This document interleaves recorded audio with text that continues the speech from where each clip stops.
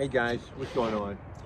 My name is Darrell Addison. I'm the founder and inventor of a growing concept called Torpedopot.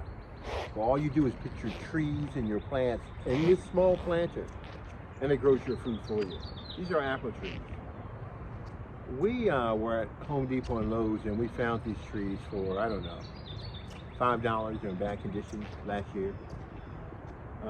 Before the end of the year, we threw them in torpedo pots, let them go through the winter time, and look how beautiful they are. As a matter of fact, two of them are blossoming, and we're so excited. That one and that one. So they have blossoms on their first year for us, and I care for first year, after it was so badly abused.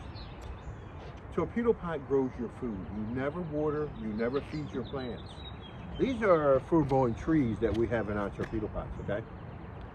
For you, we're going to have miniature small trees, and you're going to have hundreds of fruit that you should be able to choose from and to grow in your region. This is what Torpedo Pot does.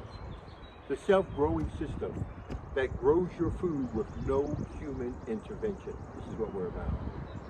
So with these trees, I get to train them to do what I want them to do. And in this case, I've got to go in the back because I have the tall ones I think are the Red Delicious apples.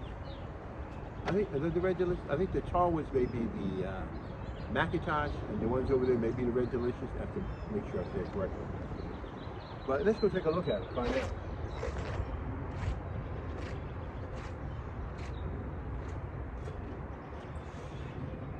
Yeah. So the tall ones are the Macintosh.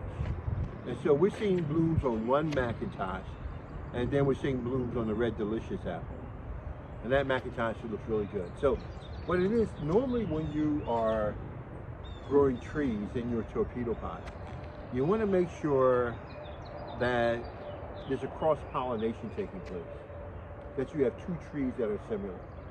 So we went and got two of the Macintosh, and we went and got two of the Golden Delicious. But only one of each during their first year got blossomed. So we have some green apples in the back. I'm going to go in the back. I'm going to try to pollinate those green apples. Get the pollen, bring it here.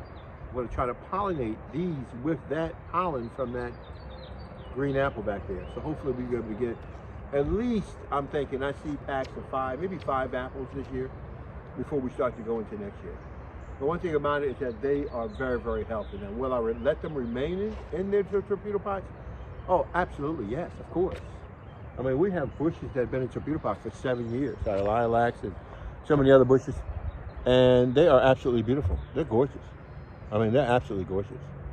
So yeah, we will have our intention of letting them remain inside of there.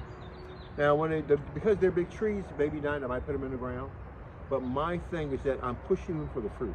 I'm pushing all of my trees for food production. I'm pushing all of my plants for food production. And that's what happens in a torpedo pot.